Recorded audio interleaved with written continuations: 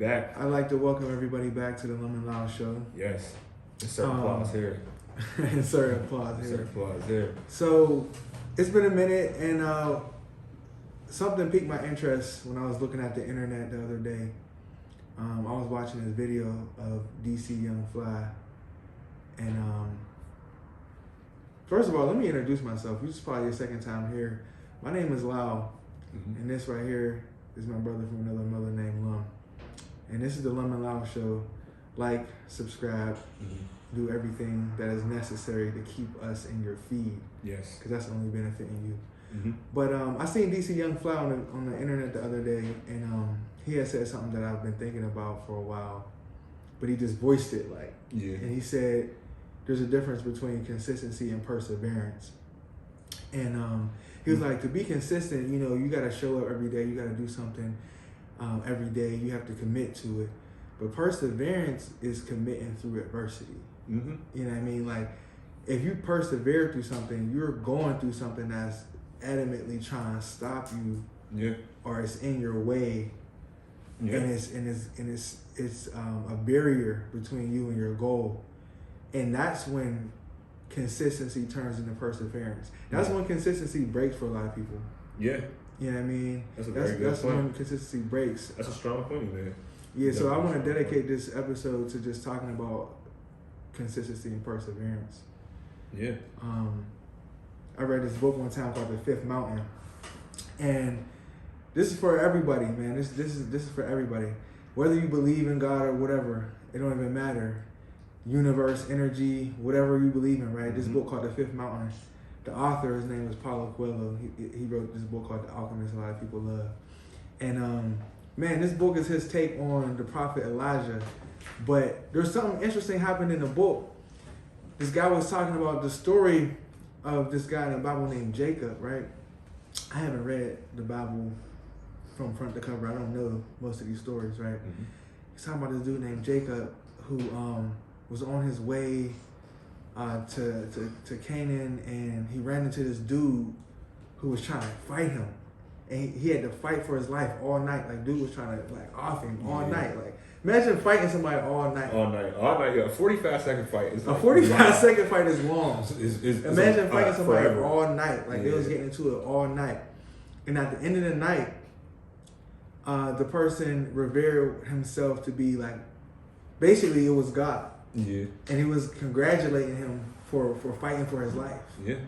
And I'm telling that story because whatever you believe, it don't matter. The truth is that the universe is going to test you. Yes, absolutely. It's going to put things in front of you to test you. And I love that book because, and I'm not even religious, I just love that book because it taught me that no matter what I want, I'm not going to receive help until I persevere through something. Like, I'm not going to get divine intervention or like universal intervention until I persevere through something. It's like you gotta earn that extra help. You feel me? No, absolutely. I feel like when it comes to religion, I always say when I see people pray, I feel like I don't want to say people pray wrong, but I feel like people tend to they tend to treat God kind of like a rich uncle almost. Like, they only really call him, or they only really, like, if you're really religious and you pray, I feel like you should pray every day. You know what I mean? If that's what you subscribe to, prayer should be a thing that you come to every day. It should be something that you come to when you're thankful for, when you wake up, when you're going through something. But a lot of people don't even hit their knees, don't ever pray until it's like up against the wall. I'm about to be out in the street. I'm about to be, and even then you praying for stuff you probably shouldn't even be praying for. You praying for divine intervention. Low key, I feel like I've been blessed with the tools to do everything. You know, some people don't hit the gym until they feel fat and disgusting. They don't. And I mean, I'm not even saying that on some like shame and shit, because that was me. Like, I'm like, I'll hit the gym when I feel like terrible. When you feel terrible. Some people don't hit the gym. It's like, all right, I'm going for like most people, 4 days. Let's say most people don't hit the gym until they feel that way. Because even me, like, I feel like I've been trying to get in shape the past couple years, but I didn't hit the gym until I felt like, all right, you know what? In my own way, I feel disgusting. I can't do 10 push-ups. This is disgusting. Right. This is like this is insane. But committing to it takes a level of understanding that I have to get rid of some stuff. Like, there's a bunch of stuff that I'm doing that I gotta get rid of. You know what I mean? So I think we talked about consistency before, but it's a topic that's ever changing because I'm noticing right now a lot of people try to convince themselves and other people that it's okay to not be consistent. Yeah. So it's okay to have mental health issues. It's okay to take breaks. It's okay to want a rest. Yeah.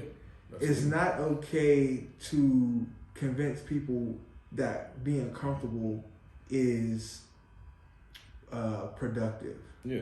You know what I mean? If that makes sense. Yeah. Like you know, the New Year's come around, New Year's resolutions, all that good stuff. I see. Well, let's take COVID for example. During COVID, there was the super COVID people who was crushing COVID. Like they built $1 million empire. They bought a Bugatti over COVID. Like they turned up over COVID. Like COVID was popping for them. Yeah. And then there was people who like had a psychotic break, gained 50 pounds. Yeah. Like the COVID was it would hit everybody different. Hit different. You know what I mean? Hit different. Definitely everybody. Right. Yeah. And then there was people who was like, yo, I hate seeing y'all on the internet talking about how y'all taking this time to focus on self and blah blah blah. And so I think we gotta separate what it means to be consistent, pull that out of the argument. You know what I mean? Because consistency is really what it's about. Like, and I'm just want to encourage people to be consistent, man, and to persevere. Because shit gonna happen. Yeah. Something's gonna happen. It's like, yo, I committed to paying this one membership every 2 months, right? I'm gonna pay this membership. I'm gonna get free beats. Pay this membership, and then what happens?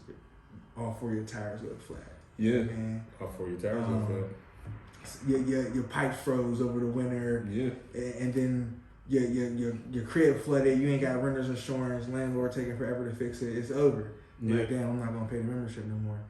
But 2 weeks ago, the membership was the only thing that you was holding on to get you out of your situation. You was like, yo, if I get these beats and I write these rhymes, like, I'm gonna really get up out of the situation. Yeah. And you let go of the thing that you knew could get you out of the situation because of the situation. Yeah. And that's where perseverance kick in, Yeah. Yeah, man, life happens sometimes, bro. Perseverance is definitely like I definitely like that point he made. Like DC Young Fly is definitely, he's an intelligent dude. Oh yeah. You gotta be intelligent to be funny. You can't be funny and not be intelligent. That's probably the most intelligent craft there is. Like trying to be honest, like you have to be witty. Because I've done 100 zillion whatever rap shows for different amounts of people, but like trying to go up there. When I think about stand up and trying to go up and put like a 45-minute you know what I mean, stand up routine together. And just have response, and you're waiting for somebody to laugh. Is crazy. You know what I mean? Even a 20-minute one, it's like, I'm gonna say this, and I gotta make y'all laugh for 20 minutes. It's just so much. Yeah. But rap, it's like, I'm a rap. If you don't like it, maybe you'll not like it after the song. But it's rare that I've seen somebody get booed off the stage. I feel like your chance of getting booed off the stage in comedy is probably up. Like, oh yeah, I mean, I think it's a rite of passage. Most comedians feel like you're not really a comedian if you ain't never get booed off the stage. Yeah. You know, like, or if you ain't never had a rough night and felt that burn and then came back at it, you know. Yeah. Or I mean, if you never had like the biggest actor in the world, slap the shit out of you during the Oscars. It's a rite of passage for some people. Rite of passage, you know what I mean? Jokes hit different, you know what I mean? Jokes hit different. That's a good question though. When are jokes inappropriate? When are they inappropriate? Like from a comedian though. I mean, jokes can be inappropriate, but like when are a comedian's jokes inappropriate? What level of irritation or what level of offense makes a comedian inappropriate?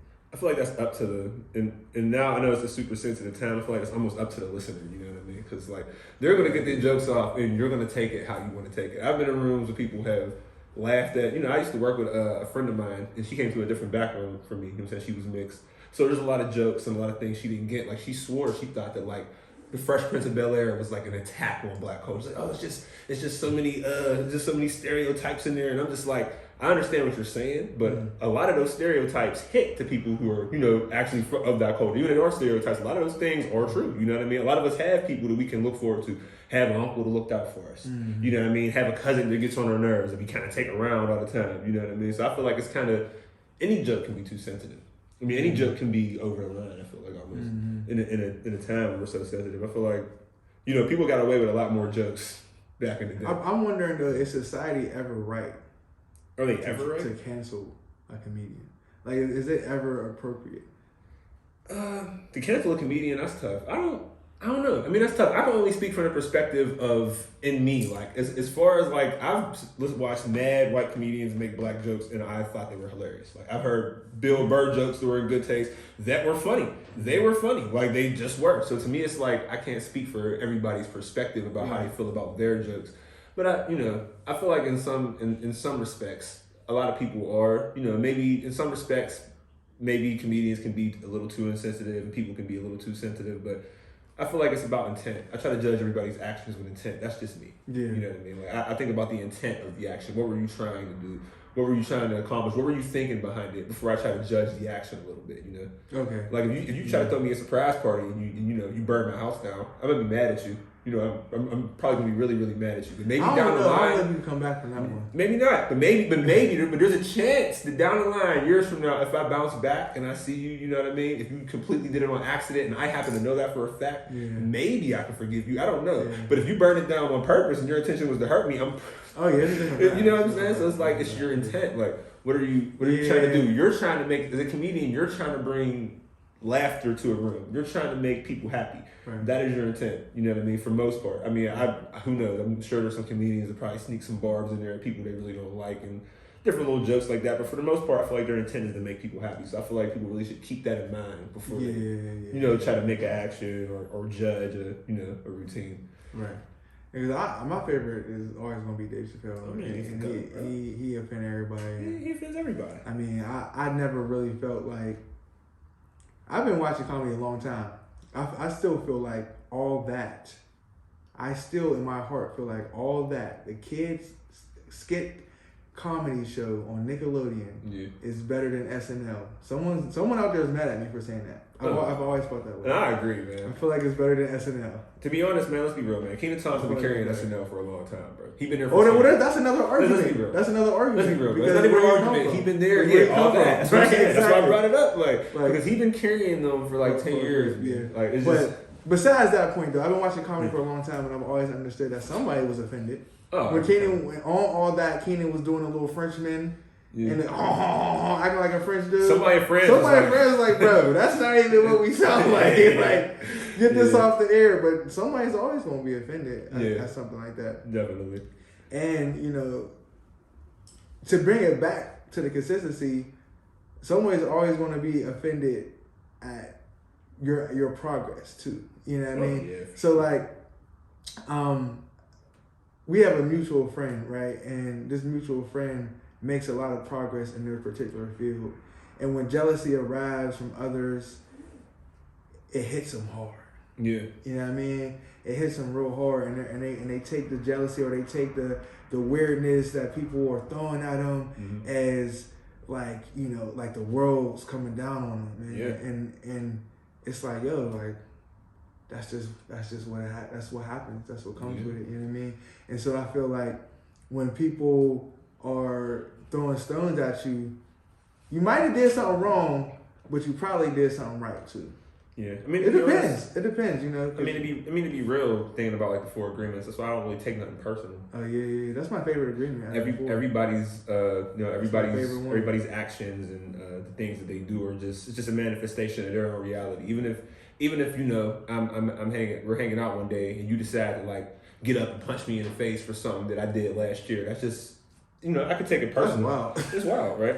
But I can't take it personal. You know what I mean? It's about something that's going on with you. No matter how I react, if I throw a punch back, if we get up and fight, if I get up and run, it still has nothing to do with me. You know what I mean? Like someone breaks in your house, they broke in your house because they needed money.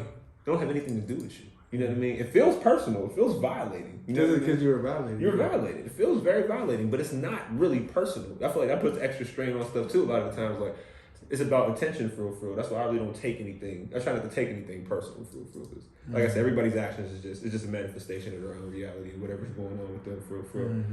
Everybody's going through different mental health moments, crisis, growth points. You know what I mean? In life, so, But speaking of taking things personal, I'm not fully educated on what just transpired between Tory Lanez and Megan Thee Stallion. I know Tory Lanez was convicted, right? I'm not educated on all the details, But I am good and tired of seeing this man's dad on the internet. Yeah, I am tired of seeing his dad on there. I would like someone in the comment section to kind of explain his father's argument to me. I don't get it. He looked like I don't get it. Man, he looked like a Value Town Wayans brother. He looked like I'm tired of seeing his dad. A Value Town Wayans brother is too accurate. He's a Wayans brother or something. A Vans brother. Something my different. boy, like, no. I don't get what his argument is though. Listen. Jay-Z and Rock Nation was not in that car. That's what I'm saying. I'm tired of the whole Jay-Z and Rock Nation put Tory in, and Jay-Z and Rock Nation did X, Y, and Z. Jay-Z and my whole thing is like, bro, like when it first happened, the whole story sounded bonkers to me. So I decided to reserve my opinion until I got more information. That was my main thing. I've been doing that the whole time. I'm still doing that because I don't really. But my thing is like, yo, after I heard the call, you know what I mean? The call was wild, bro. You think he did that? If I didn't shoot nobody, I'm not calling from prison and talking to nobody like, yeah, bro, I ain't gonna lie to you, bro. That's not me, bro. I was kind of drunk, bro. Yeah, the shit got out of control. I was just so drunk. I don't even know what happened, but that's my bad, bro. Yeah, that's my bad, bro. Does that sound like somebody who didn't have anything to do with the shooting? No, you know what I'm calling saying for prison? If I'm in prison for something I didn't do, I'm calling home like, you need to get this shit straight. Going crazy. You need to get this straight. I don't care what's going on, bro. Right, going like crazy. He just sounded mad guilty. You know what I mean? And to me, it's just like it's so hard to go through. You know what I mean? Media channels and get news and stuff because I feel like with celebrity stuff, you just feel like everything's fake. And even 50 came out and apologized to her because he's comparing her to Jussie Smollett. He put one of those memes up where they transform into people or whatever and had her turning into Jussie Smollett. But he came out like, I apologize and never would have, said anything about the New York. You should have said anything from jump. Yeah, but if somebody tell me something crazy happened, you know what I'm doing? Yeah. I'm watching. Yeah, but that's him. You know he gonna say something. I ain't jumping on nothing because I don't know. Yeah, I don't know. People are so scared to not know. I promise you, you do not have to give a statement. All of y'all are not on CNN. You don't have to give a statement every time something happens. You don't. Yeah. Sometimes if I don't know, I'm like, dang, that's crazy. Let me just shut up and wait till the facts come out. But people feel like it's like everybody, social media has everybody thinking this is funny. This is funny coming from two people who are on a podcast. But social media has everybody thinking that we have our own shows when we wake up. And it's like, you wake up in the morning, gotta start the news. Let me see what happened on my timeline. Be comment on it. First off, I feel as though Tory's actions were first off. I feel like Meg was first off, and it's like, you weren't even there. And somebody will argue with you about an event that happened 2,000 miles away while they were sleeping, and they'll argue down to the ground. Like they know these people. Like they know. They'll argue. And to me, it's just but that's why the internet is so dangerous, man. It's very dangerous. And I mean, on this particular show, one thing people would never really get to see is either of us try to go into detail something we don't understand. Like I'm not about to break down anything that I don't break down understand. What? People don't be having anything. That's what I'm saying. People be trying to break down stuff. They don't even understand what's going on, bro. People don't even it's crazy. Sometimes but you don't need to on the internet. Like you don't need to understand anything. You just have to be loud. Yeah. You just gotta be loud and slightly attractive, and it's a wrap. And sometimes you just need to do the homework a little. People don't even want to do the homework. Like for instance, I've been hearing about this dude Andrew Tate, right? Like the media dude who got arrested. This is hilarious. Who got arrested for? Wait, he got arrested? Oh yeah. Well, what he did wasn't hilarious. Let me just say he got arrested for human trafficking and he had rape allegations. Wait, this is a minute ago, right? No, this is recently, but he's been getting accused of this for a while. For a while. But I will say I watched the documentary on him last night. All right, and. It was a very interesting documentary because I just wanted to get some insight. And it was Vice. Where was this documentary? It was at his compound, the War Room. The War Room? The War Room. He calls his compound the War Room. He has a collection of super alpha male individuals that he calls the War Room, and they have conventions. And in these conventions, these guys come and pay $5,000 to come to these conventions, and they cover their own travel costs. They pay $5,000 to come to these conventions to have their manhood tested by Andrew Tate, right? To have their manhood tested by Andrew Tate? No, wait. This is leaving a nasty taste in my mouth. I can't believe I just repeated it. To have their manhood tested. And they were all there. They were interviewing Pause. Yeah, press pause on that. I got a press pause, but that's what they said. They said it. Press pause on They said it. Who is... That's what they said. Everybody report front and center who is willing and ready to have their manhood tested. What does that mean? I don't want my manhood tested by another man at all. I just What does that mean? No offense to anybody or how they live it. Like, I just don't want to get my manhood tested by another man. I'm thinking like, let alone pay $5,000 and cover my own travel costs to get my manhood. I want to test my own manhood. I'm setting another goal in the gym today. But now I'm doing 45 minutes on the joint. Let me tell you. I'm going extra reps. Let me tell you what that entails, though. I'm doing, you know what I mean? Let me tell you what that entails. 400 people get there. About 400, 500 of these dudes get there. So you can do the math, 5,000 a pop, just to meet with his war room, him and his secret board of manhood. His man directors. You know what I mean? To teach people how to, command their manhood or whatever. Oh, this is disgusting. So they come in and he's like, all right. He's like, happy y'all here. He's like, the first test of manhood is going to be all of you guys are going to fight professional MMA fighters from Russia. Everybody who's going to fight, raise their hand if you really want your manhood tested. You're fighting the most skilled MMA fighters on the planet. So the one guy said, the one guy said, he put his hand up, he said, are we going to get any training before the fight? He said, if you haven't trained to this point in your life, that's not my problem. If you're not man enough to go ahead and train and learn how to fight, that's not my problem. So half the room put their hands up. Right, like they're gonna do it, and the other half is just kind of like, so the half that don't put their hands up. So you paid $5 to not participate? Yeah, a lot of them didn't participate. Half of them didn't put their hands up, and they were just like sitting there. And then after to get your manhood tested, I'm manhood tested. So half of them got to sit in a room. They got to sit in a room, and somebody just came and shamed them for like 4 hours. Like, all right, why do you guys think you weren't man enough to take the test? You. Why do you think you weren't man enough? Why do you think you lack manhood? It was just like that for an hour. And everybody who agreed to fight the UFC fighter, even the Vice reporter, but I'll give credit to the dude covering the story of Andrew Tate, wanted to see what was going on. So he participated. He participated. He was asking them all the tough questions the whole time, but they were taking every opportunity they could to make sure they fucked this dude up. Every opportunity. And all of the dudes who agreed to fight the MMA fighters got thrashed. Of course they did. These dudes were coming in fresh, looking crazy. One dude got knocked out, was sent to the hospital. Got his man. Of course. And it was crazy to me. And then they all came back in the room and it was like, all right, talk to the guys who didn't do it. He's like, yeah, you guys should have done it. The only advice I could give to you is like, you have to be a better man. And they all went home with black eyes and bruises after paying $5,000. That was the only test? Yes. After that, they went to a couple of seminars. They ate some food. No, they had the food, bro. Complimentary meal too, bro. Let me talk to the people, man. They had food, boy. Here's the creepy thing about this. This ain't creepy yet? No. It's not creepy. It's not creepy yet. I didn't even get started. I'm not even gonna get into the whole documentary. I wanted to find out because every time I turn on the TV, YouTube, anything, I keep seeing this dude's name attached to crazy like rape allegations, human trafficking. I'm like, all right, let me see what's up. So the Vice dude comes in and he's asking the girls questions. No girl in the house will speak. Not one.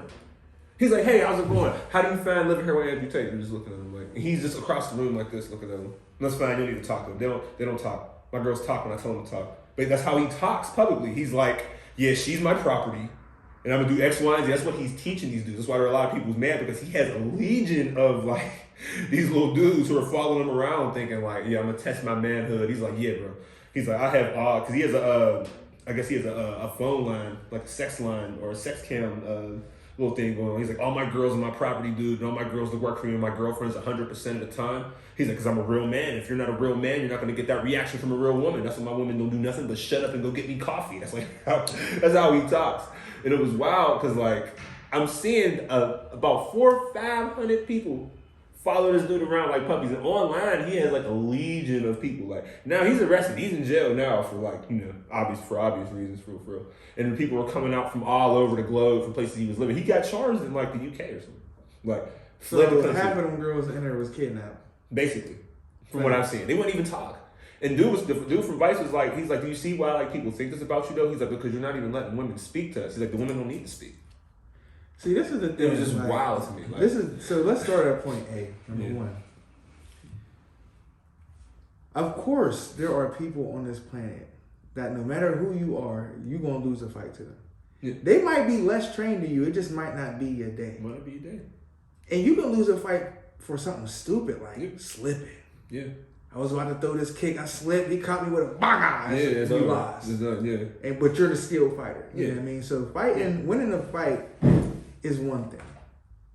But to subject yourself to a test of manhood by another human being that is not through... Wait. Pay $5,000 to subject yourself to a Pay test. 5 racks, 5 of them racks. And pay your own travel expenses. I want to make that clear. The 5 racks did not cover their travel expenses. They paid their own travel expenses. They're flying from all over the world to get there. So I just want to make that very clear. First of all, I'm mad at the event. It was so haphazard. Like, you didn't even scam good. Mm-mm. Like, it's like, yeah, we just gonna get a bunch of dumbasses to give us 5 racks, and they're gonna come and fight these guys, and we're gonna give them, like, they probably gave the fighters 10 racks apiece. Probably. Boom, boom, boom. Probably. And then they took home 60 racks. Probably. 70, 80, I don't do the math, but yeah, they took home all the bread. Yeah. The fighters only needed 10 apiece, I'm telling you. Yeah, bro. They got some people that was grunts, they grunt work, they doing sparring sessions, they ain't got a professional fight, but they're professionally registered. Yeah. Give them 10 racks, Yeah. have them beat up Straight some out of Russia? buddies. They were getting $500 a fight. They're gonna come over here and take your face off for 10 racks. They're gonna come over here and separate your little stupid head from your little stupid body for 10 racks. 10 racks. Separate. Talk about Wow. get your manhood test. That's thing I do. Hit the ground. First thing I thought was play stupid games, win stupid practice, man. That's exactly what happened. Play stupid games. But I'm upset win at the stupid fact that, because practice. number one, if you're, let me tell you this, all my fellas listening, all my fellas watching, if you're sitting at home and you're willing to have another man test your manhood, just know that whatever you're trying to figure out, whatever level of manhood that you want to aspire to, just know you're not there. Yeah. You're not there. Have a Like, if you want this guy to tell you counselor. you're a manly man, it's not going to happen, because number one, you're at the crib right now waiting for someone to test your manhood. Yeah. That lets you know you have none. There's none there. Okay, let's start there. You don't have any manhood. It's not there. And if That's number one. if you're looking for a mentor, bro, don't bro. A mentor is for a different mentor, than, hey, can you test my manhood? Yeah, and my whole thing is like, I guess What they are want you like talking about? I guess they want some kind of mentorship, but don't make it a dude who's walking around with human trafficking and rape charges, bro. Like, But this is the thing, though. These are all men who struggle with getting the attention of women, and they feel like this guy who says he dominates women is going to teach them how to get vagina. you know who Andrew Tate is? He's Evil Hitch. He's evil Hitch. He's Evil Hitch. But is he even Hitch though? Because it's not like he's setting people up. It's not like he's getting you your dream, girl. He's really not. He just from what I seen, you just can't. Everybody that I seen that came there, got their ass whooped and flew And went right home like, yeah, I just got my man on. Flew home. Like, what did you tell your girl when you came back? What, do you even have a girl? What did you tell anybody when you came back? Yeah. How did you validate that situation? How was your mind working to tell you that what you just did was worth it and it increased your level of manhood? I don't even know what's worse. Going out, paying the 5 racks to go down there, and then just being like, well, I'm not going to do it. Or paying the 5 racks to go down there and doing. I feel like everybody's just stupid, and y'all just looking at each other. But the only difference was that side of the room that got beat up felt like they achieved something. They were in there talking like, yeah, man, you guys just gotta, I don't know, man, it's just about testosterone, bro. It's about getting that dog in you, bro. You just gotta figure out how to be a real man, bro. Listen. Here's a fast track to increasing your manhood. Wake up early and work on something every day. If you do that, you're going to be a better man at the end of the month than you were at the beginning of the month. No matter what you're doing, wake up early. If work starts at 8, wake up at 4. Like a bit forward. Take a cold shower and do something. Yeah. Take a walk, go to the gym, read, journal, do something. Do something that is working on either your mind, your spirit, or your cash flow. Anything. Watch a YouTube video about Do learning it how to every fix day. VCRs. And at the end of the month, you're going to be a better man. Amen. You're going to be a better man at the end of the month. You don't have to pay Andrew Tate $5,000. And your own. This is a guy whose favorite country is Croatia. Yeah, and your own travel Whose costs. favorite country is Croatia or Romania? Like, how is that your favorite country? You gotta be from there. If you're from there, okay. Bro, that's weird as hell. I don't even care if you are from there. Don't hit me with that. If you're from there, your favorite country should be Greece or France or something. Who wants to go to Romania? You're a strange guy. Yeah, he was there like an evil, bro. He was there like a villain. He was there like an evil villain. He had dudes at the front of his complex like with like assault rifles. He had like pit bulls walking around. And this is manly to him. He was there like, it was insane to me. I thought I was watching a movie. This is the thing. Any man who equates manhood with violence alone is a wimp. Yeah. He's a little boy trying to protect himself with many layers of hard things. Yeah, that's all it is. Especially violence towards women. Even if you're talking about, let's be real. If you're talking up just beating dudes up who don't want to fight, I'm not giving you no credit. I've said that many times. I'm like, bro, he didn't even want to fight. I don't care. I'm not giving you no credit. You're not getting no credit. He didn't want to fight. This is the thing, though. This is he was relaxing. Part. This is like you bothered him. This is the wildest part. And we're talking about the world we live in. And this whole conversation about alpha males kills me, right? Because to this guy and the people that paid the foul racks, an alpha male was the person that would have walked in there off the street and won the fight. Yeah. Name one billionaire or multi-hundred millionaire who would have walked in there and won the fight. No. You think Mark Zuckerberg would have won the fight? No. You think Steve Jobs would have won the fight? No. You think what's my boy at Amazon? You think he would have won the fight? No, but I do think you onto something with the Billionaire Fight Club idea. Hang on that. Billionaire Fight Club would be crazy. But do you think any of the leaders of the world in any aspect, in any country, in any industry, who dominate your life, make all your decisions before you even wake up in the morning, get all of your dollars, control every aspect of your human existence, do you think any of those guys would have walked in there and won the fight? I don't think any of them would have walked in there. They wouldn't have walked in there. They wouldn't even have walked in there. They wouldn't have paid $5,000. Andrew Tate don't got enough money to ask them a question. Yeah. So for those people to really think that was a test of your manhood, I pray for them. Yeah. Because what are you doing? Listen, if they were dropping like flies, I'll send you the doc later. You can just fast forward. As soon as you see the ring, just stop. And you'll see. That's crazy. You'll just start seeing dudes drop. And he's on the sideline laughing the whole time. Like, even before that, I felt bad for the little Vice dude. The Vice dude was there. He's like, we're going to teach you how to box. Because the Vice dude was asking him hard questions. He thought he was going to come there, his mans or whatever. Vice dude's asking him hard questions. What's up with these charges? Why do you speak? Do you think that you put a dangerous climate out there for women with the way that you speak and the following that you have? Yeah. Vice dude was getting to it. So he was like, all right, I'm going to teach you how to box. Put him in a room. All of a sudden, all the different dudes in his war room came up and basically just started jumping him. Like, they weren't like literally jumping him. It's like, come on, I'm gonna teach you how to box. None of them dudes train every day. They're just boom, boom, lighting him up, busting his lip. I'm like, oh, these dudes are really, bro, it was insane. I ain't gonna lie, this doc was kind of insane. It's crazy because they're just a bunch of there's this idea of what it means to be an alpha male. Mm-hmm. And this idea is deeply incorrect. Why is it incorrect? Because the idea of being an alpha is taken from what we consider to be the hierarchy of wolves, right? Mm-hmm. People forget that wolves are pack animals. Yeah. And people who really live out there in the wilderness, the natives who really live out there will tell you that the alpha changes between seasons. Yeah. The role of leader is not one taken purely off of domination. The leader ain't the one that's just going to be like, oh, I'm going to kill you. Mm-hmm. The leader is the one that's going to find the food. Yeah. The leader is the one that's going to find the water. The leader is the one that can find the shelter. The leader is the one that can get you access to the resources that y'all don't have. Yeah. That's not the same as the one that can just kill all the other wolves. Yeah. The leader is the one that perseveres. The leader is the one that perseveres. And to be real, in any aspect, to me, if you can't provide or protect anybody around you that you love, you're not like the alpha male in general. That's to me, I don't care how tough you are. When I mean provide, protect, can you protect somebody from the cold? You know what I mean? Can you protect somebody from, you know what I mean, can you protect somebody from slipping too far back in that place that they can slip too far back into if they don't really have your support? You know what I mean? Can you provide a safe haven for somebody? Can you do that type of thing? You can't really. That's how, to me, that's how you should measure yourself. Bro, I know some of the toughest people on the planet whose lives have been terrible since I've met them, and they will always be terrible. Oh, for a fact. Tough as hell. Tough as nails. Homeless will beat you up. Crush you. And then leave the money on you. Yeah. Because they don't even really want it. Don't even really want it.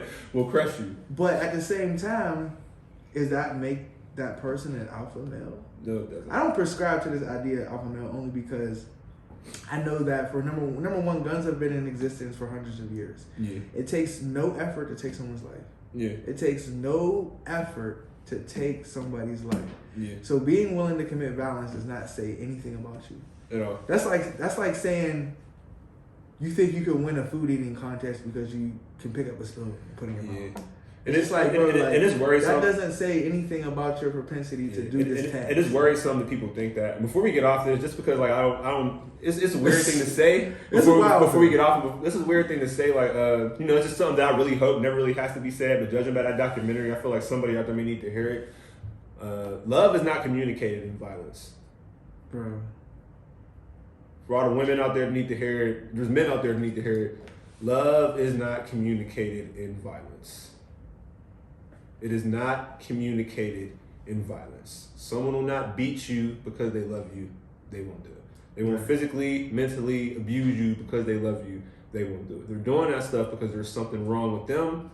It has nothing to do with you. Right. And love is not communicated in violence. I walk around like that's just so obvious to everybody all the time, but watching that doc, it's just not. So, I feel like it needs to be said sometimes that it's just not communicated in violence before we get out. And, insert applause here because dude's locked up. Hopefully he never gets out of jail. Ever get out of jail. Hopefully, and never gets out. That, I don't know what's going on over there. I just know that the situation that you just told me about is insane. Insane. I'm never paying someone to test my manhood. That sounds crazy. The sentence sounds wild. And I gotta say it like that. I have to say right? it like that because it sounds crazy. But that's what they were doing. They were paying somebody. Like if your woman just came home like, yeah, babe, can we scrounge up like 2 racks? And you're like, I mean, if we got to, what's going on? What the kids need? Like, what's going on? No, I'm just trying to have Wendy Williams test my womanhood. I'd be like, what? I'll be so confused. What? Like, hold on, wait, what? No, I gotta pay 2 racks. Like, I gotta buy my ticket to LA, and then like when I get there, she's gonna test my womanhood. I just need to know. I'm confident my girl would leave me if I told her I was paying $5,000 to have some strange man test my manhood. And I'm proud of the fact that she would leave me. It sounds I am proud of the fact that she would leave me. It sounds crazy. It sounds like. Are you trying to tell me that you're not interested in me? That's what it's. Are you trying to tell me that you're interested in guys? That's what it sounds like. That's what it sounds like. Nah, bro. Because I bet you there's people here who paying for 4 to 5 racks. But on another note, man. On a happier note, Damar Hamlin woke up. To everybody who knows who Damar Hamlin is, you know what I'm saying? Clap for that. Damar Hamlin is the NFL safety, Pittsburgh native, by the way. You know what I mean? Who went into cardiac arrest during the Bengals and Bills game. He had stood straight up and then immediately collapsed on the field, and he had to be given CPR on the field. He was rushed away. I believe he was unconscious for about 2 to 3 days. While teams praying and stuff like that. That was probably the most emotional moment I've ever seen in an NFL game. It was crazy. I've never seen that many people just break down in tears. I knew it had to be something crazy because of all the wild things that happen in the NFL all the time. But it's just, just talking about perseverance. Shout out to that guy. You know what I mean? He just fought. They said the first question he asked when he woke up was, who won the game? Which is crazy. And the doctor told him, you won. You won the game. For everything else, you won the game. Like, you're the person who won. You just woke up. So, I was happy to hear that. That was definitely crazy. I'm happy to see him up and, you know what I mean, and walking around. But one thing about that one thing about that subject that no one's really touching on, because I feel like it's super early, you know what I mean? But it's just something that I wanted to touch on, just being a son of a former NFL player who, still suffers with medical issues here and there from it, you know what I mean? Having a couple other family members that tried their way in the league is just, at what point does perseverance become dangerous for you? And at what point do you have to stop your own perseverance from putting yourself in jeopardy? Mm-hmm. Because when you work as hard as he worked to get to that, to achieve your dream, you know what I mean, and you finally get there, and you have something like this happen to you, ultimately there's going to have to be a decision made. And that's something that I feel like the sports media in large contrast has done a very, very, very good job of being sensitive about, and just worrying about the young man's recovery. Mm-hmm. But just thinking about it and just having general concern for him as a human being, and thinking about it in my head, like, man, what if he does go back? Is he going to be okay? At what point do you think perseverance becomes dangerous? And do you think that's something that you can tell, that you can tell by yourself? I think perseverance should have an umbrella goal that is standard amongst people. Yeah. And then that umbrella goal is broken down into specific goals. Yeah. So the umbrella goal, the main goal of perseverance is just to live well. Yeah. Like, you just want to live well. Absolutely. Now, living well looks different to different people. Yeah. And so the thing about that is like, okay, if I have the goal that I want to live well, I want to live a life full of happiness, success, family. You're going to have these goals. Like that might mean NFL. That might mean music career. That might mean athletic. I'm not athletic. Olympic athlete. That might mean something. Blah blah blah. But when life throws a curveball and you can't do that anymore, that doesn't mean you stop living well. Yeah. I mean, it means you have. That's a part of the perseverance. Like now it's like, well, damn. Now I can't execute the goal I had to get to that life. Yeah. Now I have to persevere to find a new way. Because the goal never changes to live well. You know what I mean? Yeah. Some people make the career or make the accolade the goal. And I feel like that's the wrong way to do it because that thing is going to wither. Once you get, so many people have told us once they got to where they wanted to go, they didn't feel nothing. Yeah. When your first taste of it is when you graduate high school. Yeah. You graduate high school and it's like, yeah. It's like, I can't wait to graduate. You graduate. Yeah. Unless you're one of those people who just who knew what you were going to do. Like, I'm going to play football. I'm going to be a softball player. I'm going to college.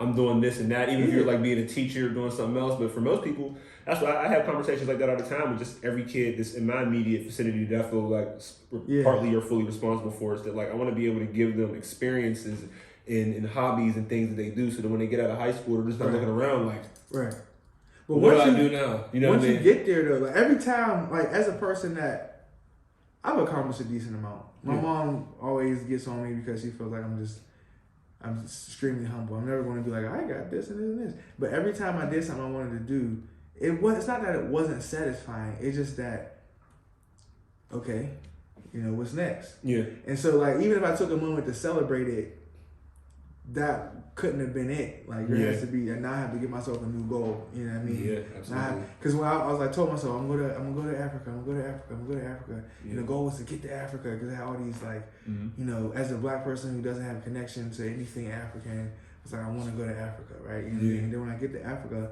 I spend all my time experiencing it, and I don't spend any time relishing the fact that like I'm in Africa. It's more so like, okay, I'm here now. Like, let me experience it, and then. Like once you're experiencing the goal, you're not really going to feel that satisfaction that you thought you were going to get by getting there. Yeah. Once you get the 6-pack, it's like, okay, I got the 6-pack, now I got to maintain it. Yeah. Now I want to do something else. Now I want to do this. Now there's never like, don't make the goal the thing that you persevere for, your minor goal. Make the umbrella goal of living well. You know what I mean? Because then you can just add a bunch of shit to the cart.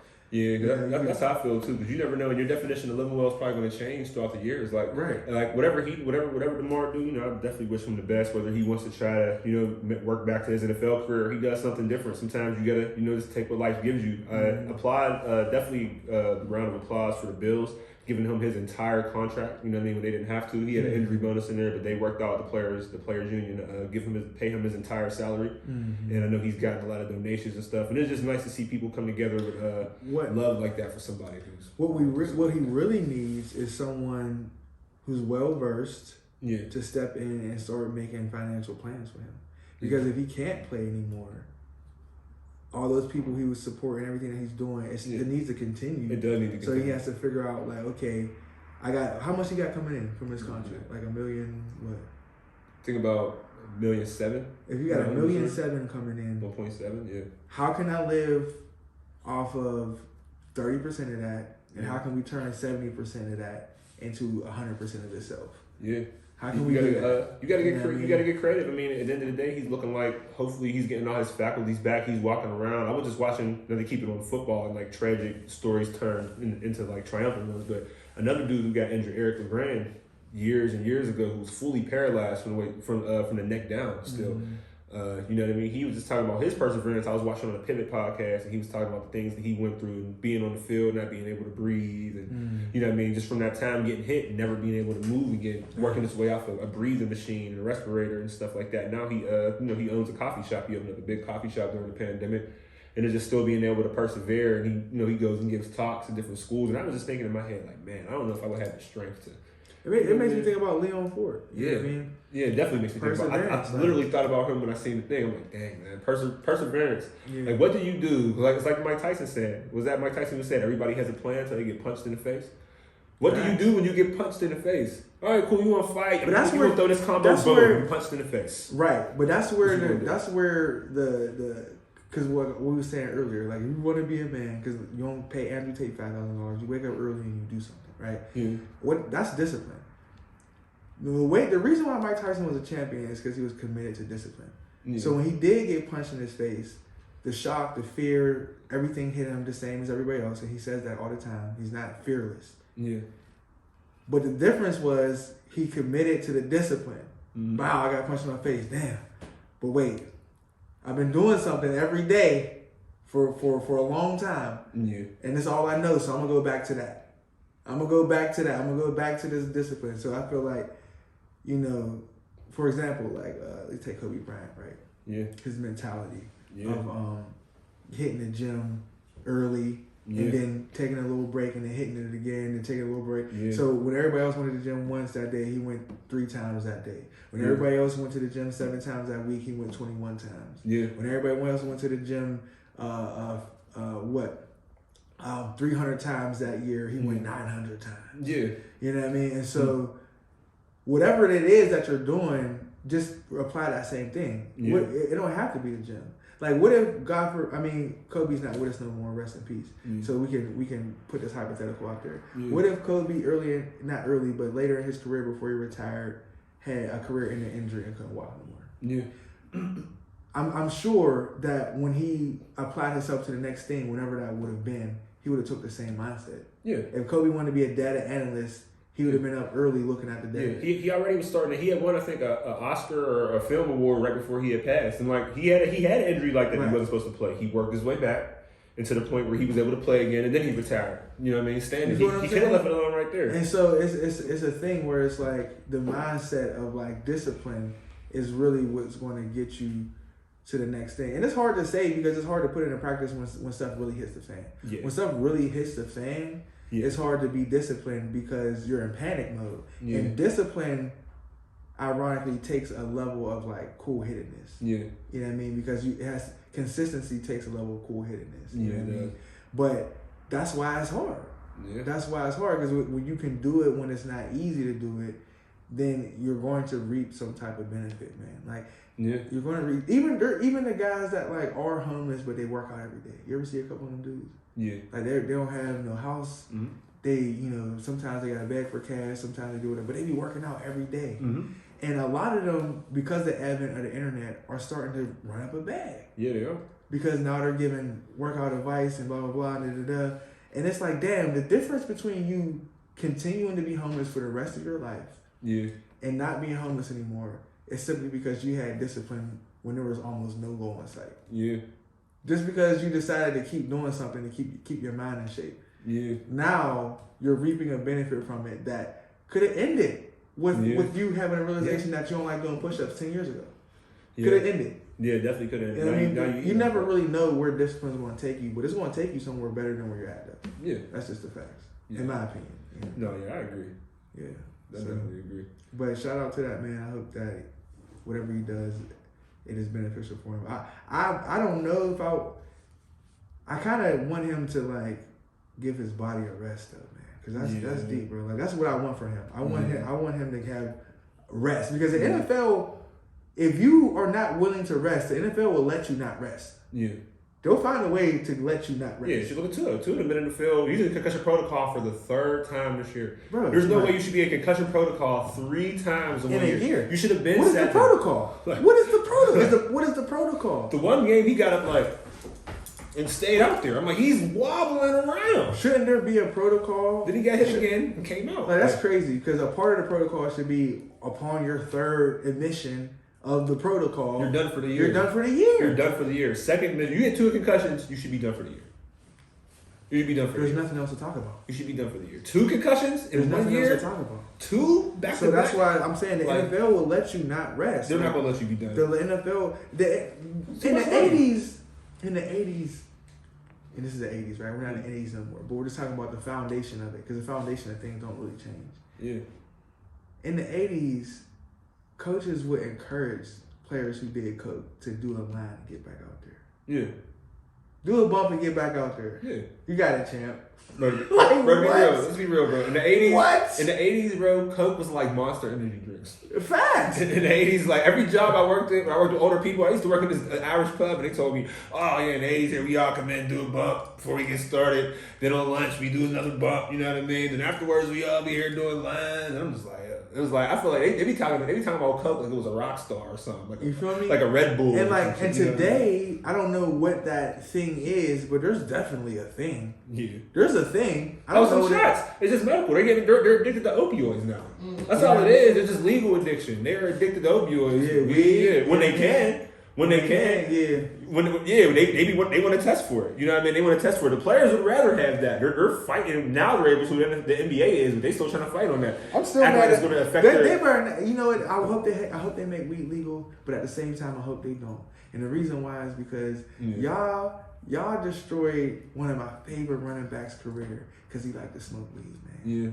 R.I.P. to the career of Ricky Yeah. Waters, man. Ricky Williams. Ricky Williams. Yeah, Ricky man. Williams, bro. That was my dude, man. Yeah. And I felt like the Nice. Dolphins could have really got off, but y'all was just hating. That was just hating. All he did was smoke weed. Randy Moss said he was high almost every game of his NFL career. Yeah, but he had a name. Yeah, he was the man. But the thing is, like they took care of him better. The Vikings wasn't stupid. They look out there and they see. He said, "Man, Randy Moss is high." If I'm a general manager, I'm like 1,800 yards, 16 touchdowns, 103 catches, played 12 games.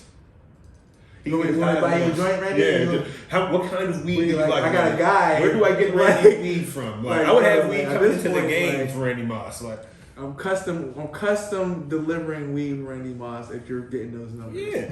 And I mean, Yeah. I guess that's the difference between clubhouses. You know, different people go do different things. Oh yeah, for But sure. that brings me to another point though. When it comes to like perseverance and getting out of the workplace, because NFL is a workplace. Yeah. Don't get it confused. Yes. I'm all for players of any sort, of any league, to not have no loyalty to the team you play for. Yeah. Don't you dare put yourself in a position to be loyal to a corporation. Yeah. All right? If you out there and you thirsty and you normally buy Coke, you're not going to have some people might, have a mental breakdown about buying another brand of pop. You're Yeah. going to get whatever floats your boat. Yeah. It's a corporation. Right? Yeah. That's why I was never mad at Antonio Brown for leaving. No. That's why I was never mad at LeBron for leaving. No. Because these people don't love you. You know. And if you get injured, like right now, they're going to give that young man his contract. But what's going to happen next year? Who knows?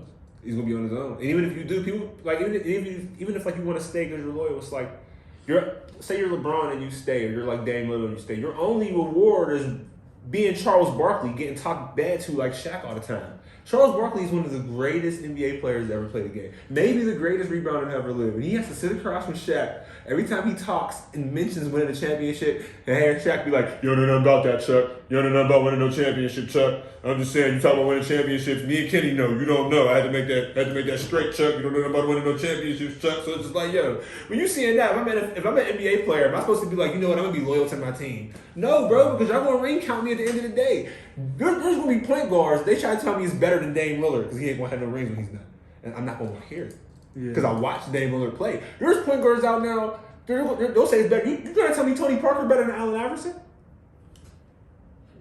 No one on the face Tony of Parker planet better Earth. than Allen Iverson? I Is would Chauncey never. Billups? I love Chauncey Billups. Is he better than AI? No. Never. Is Derek Fisher better than Allen Iverson?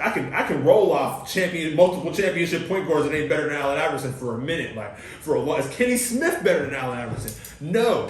Yeah. No. It's Mario Chambers. Mario Chalmers. Is he better than Allen Iverson? He got like three Chalmers better than Allen Iverson? No, you're right. And I mean, the same goes for, like Dan Marino. That's the argument. It's like, What? There's that? Yes. 100%. People feel like same goes with that. Same goes for rappers. People be Wait, talking what's about the rap. Super Bowl rap? Record Grammys? sales. Record sales. Grammy. People be like, well, how many records do you sell? I'm like, so you trying to tell me that Pitbull was better than Jadakiss? With all due respect.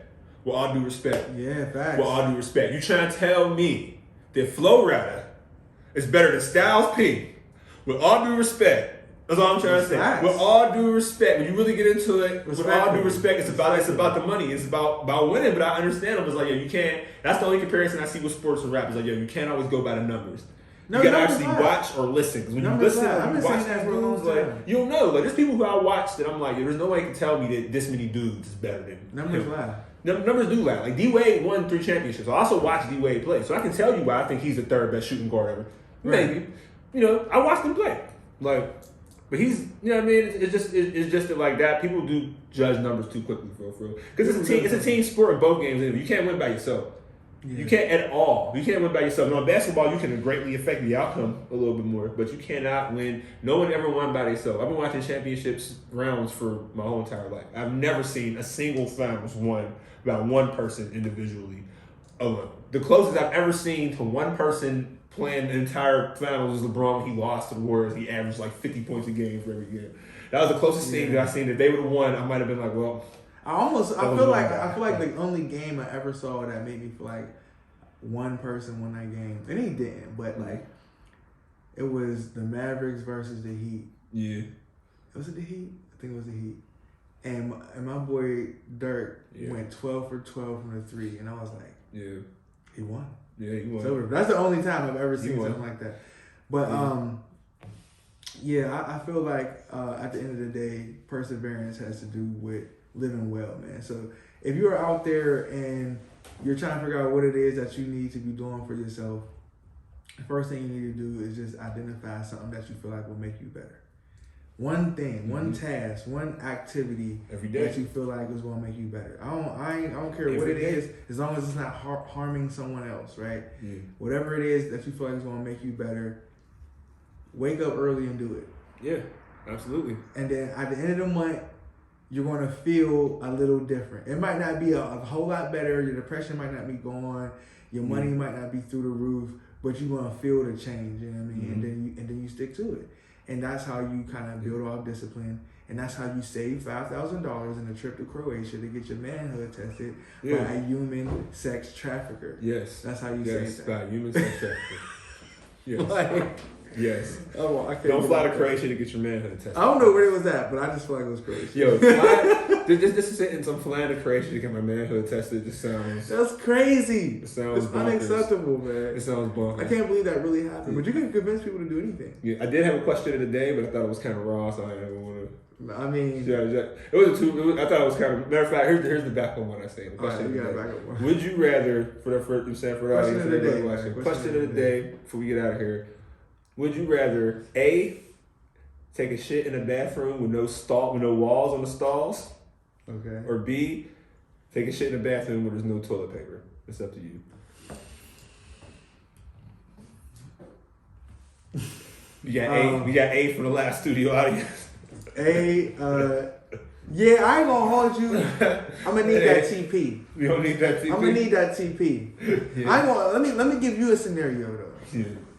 Let me give you a scenario, right? So I'm gonna answer the question. I'm gonna say A. I'm gonna need that TP. I'm not going. I'm not taking a dump without the TP. I'm saying A. I'm not privacy over cleanliness. Yeah. I'll take the cleanliness. Yeah. But I was in Ghana. Yeah. Wait, I was in Ghana. I was in Accra, and all throughout the world, there's a lot of places where people use squat toilets. Yeah, I knew where this is going. All throughout the world, you know what I mean? We one of the only, you know what I mean? Us, England, maybe France, just a couple places where that's foreign to us. Yeah. You know what I mean? Everybody else got the Megan needs. You know what I mean? They get down there and they everybody else got the Megan and needs. they go in the bathroom like that. But I was in Ghana. I had to go bad, bro. Like in my dorm was like a good 25-minute walk. Yeah. You feel me? And it was like, nah, I'm not making it. Yeah. I was not making it. So I kept asking people like, yo, you know, like, where's the bathroom? They're like, oh, I'm like, all right, boom. So I'm going to this bathroom, right? There's like 3 rooms that I walked through. The first room I walked through, is bunk beds everywhere, and there's a bunch of women sleeping. Like they work in the building, they looking at me like, I'm like, yo, my bad. I gotta go to the bathroom. Like, and they sleep, like, you know what I mean? They cave for real. It's the middle of the day. I'm like, damn, my bad. I walked through the next room. It was just like a bunch of storage stuff. like a bunch of stuff everywhere. I'm just like making my way around it because they sit in the bathroom back here. You know what I mean? I'm like, damn, I really gotta go. Yeah. So like I go to the next room. It's like, okay, here go to the bathroom. These are like stalls. The stalls ain't had no doors on them, right? Yeah. And I go up and there's nothing but holes. Just holes in the floor. Yeah. Bro. I didn't even know I had the ability to hold back a shit like that, bro. Yeah. I held that thing till I got to my dorm, bro, because I was unprepared. Yeah. I was unprepared. Like, you go to the gym and do squats, right? Yeah.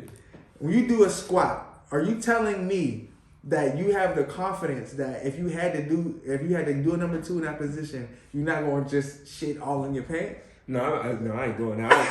I feel like I don't live that dangerously. It's gonna go straight in the pants, though. I don't live that dangerously, bro. I ain't doing that. Like, you know what I mean? You got shit. That's living dangerous. That's living dangerous because you gotta like low key have your ankles out in front of you. Like you gotta be. I feel like any strain when you got shit is kind of dangerous. I'm not deadlifting. I ain't on the bench press when I got shit. No, you know what I mean? Like for real. Like no, I'm not saying if you had to like do it with weight on your back, but like in that same position. I don't think that I'm not trusting that. Yeah, I ain't trusting that either. Like that day too, I knew I had to go, so I wasn't like trusting that one to be the one to be my first squat pool. Like I'm not doing that. Yeah, I'm good. I'm sorry. Like I know everybody else is doing it, but like, hey, it's not gonna work for me.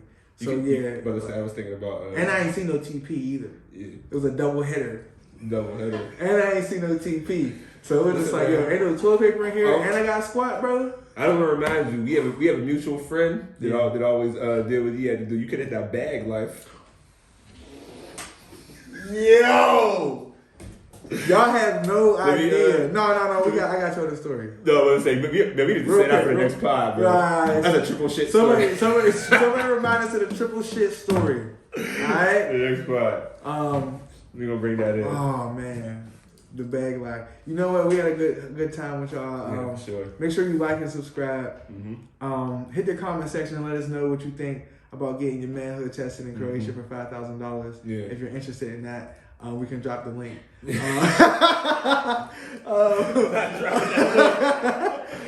dropping that link. And then also let us know your stories of perseverance, man. Mm-hmm. How are you persevering through life? Sure. And we'll holler at you next time, man. Definitely. Peace. Keep Andrew Tate locked up, man. Oh yeah, for sure. Peace, y'all. Peace.